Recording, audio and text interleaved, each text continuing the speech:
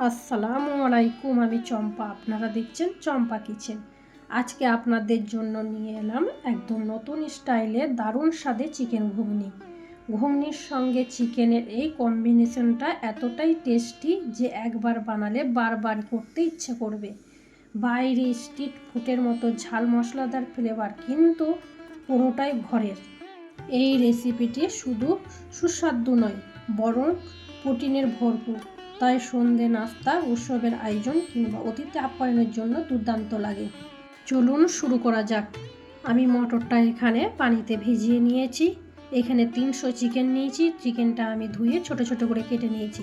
দুটো আলু আমি ছোট ছোট করে কেটে নিয়েছি। নিয়ে ধুয়ে একটা জায়গার মধ্যে আমি রেখে দিয়েছি। এরপরে চাপিয়ে দিলাম আমি গ্যাসে প্রেশার কুকারের মধ্যে দিয়ে দিলাম মটরটা, দিয়ে দিলাম অল্প পানি, 1 চামচ নুন, হাফ চামচ হলুদ। নিয়ে প্রেশার কুকারে আমি মটরটা সেদ্ধ করে নেব। দিয়ে দিলাম দারচিনি একটা আর 2টো এলাচ। নিয়ে আমি সেদ্ধ করে একটা জায়গার মধ্যে রেখে দিলাম মটরটা। এরপরে চাপিয়ে দিলাম আমি কড়াইয়ের মধ্যে দিয়ে দিলাম পরিমাণ মতন সর্ষে তেল। তেলটা যখন গরম হয়ে গেল, দিয়ে দিলাম কেটে রাখা আলুটা আমি তেলের মধ্যে ভালোভাবে ভেজে নেব। দিয়ে দিলাম 1 চামচ নুন আর হাফ চামচ হলুদ। নুন আর হলুদটা দিয়ে আলুটা আমি লাল লাল করে ভেজে নেব। এইভাবেই 2-4 বার নাড়াচাড়া করে আমি লাল করে ভেজে নিলাম। নিয়ে একটা জায়গার মধ্যে তুলে আমি আলুটা রেখে দিলাম। এরপর ওই কড়াইয়ের মধ্যেই দিয়ে দিলাম আর একটু তেলটা যখন গরম হয়ে গেল, দিয়ে দিলাম এখানে 2টো তেজপাতা, 3-4টে শুকনো লঙ্কা আর হাফ চামচ গোটা জিরে। দিয়ে দিলাম এখানে একটা পেঁয়াজ আমি ছোট ছোট করে কুচি করে কেটে নিয়েছিলাম। কুচানো পেঁয়াজটা তেলের মধ্যে দিয়ে ভালোভাবে ভেজে নেব। দিয়ে দিলাম এখানে 1 চামচ আদা রসুন বাটাটা পেঁয়াজের সাথে ভালোভাবে মিশিয়ে নেব। দিয়ে দিলাম এখানে লঙ্কা গুঁড়ো, হলুদ গুঁড়ো, জিরে গুঁড়ো, ধনে গুঁড়ো। মশলাটা পেঁয়াজের সাথে ভালোভাবে কষিয়ে নেব। যতক্ষণ না মশলার গন্ধ যাবে ততক্ষণ অবধি আমি কষালাম। দিয়ে দিলাম অল্প একটু পানি, যাতে না মশলাটা ধরে যায়। নিয়ে এখানে 2-4 বার আবারও নেড়ে নিলাম। নেড়ে চেড়ে আমি দেখে নিলাম মশলার গন্ধও চলে গেল।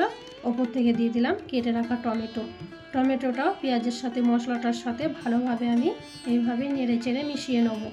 দিয়ে দিলাম এখানে কেটে রাখা চিকেনটাও মশলার সাথে ভালোভাবে কষিয়ে নেব। এইভাবেই চিকেনটা আমি 10 থেকে 15 মিনিট এইভাবেই কষিয়ে নিয়েছি নেড়ে চেড়ে। নিয়ে দিয়ে দিলাম আবার একটু পানিটা দিয়ে নেড়ে চেড়ে আমি ঢাকা দিয়ে দিলাম এখানে 15 থেকে 20 মিনিট চিকেনটা সেদ্ধ করার জন্য। 15 মিনিট পর যখন আমি ফিরে এলাম, দেখলাম আমার চিকেনটা সেদ্ধ হয়ে গেছে। ওপর থেকে দিয়ে দিলাম ভেজে রাখা আলুটা চিকেনের সাথে দিয়ে ভালোভাবে কষিয়ে নেব। এভাবে 2-4 বার নাড়াচাড়া করে আমি কষাবো। দিয়ে দিলাম ওপর থেকে সেদ্ধ করা মটরটা চিকেনের সাথে ভালোভাবে কষিয়ে নেব। এইভাবেই 2-4 বার নাড়াচাড়া করে আমি কষিয়ে নিলাম। নিয়ে দিয়ে দিলাম 1 কাপ পানিটা দিয়ে আবারও 2-4 বার নাড়াচাড়া করে ঢাকা দিয়ে দিলাম 5 মিনিটের জন্য। 5 মিনিট পর যখন আমি ফিরে এলাম, দেখলাম আমার মটর আলু সেদ্ধ হয়ে গেছে।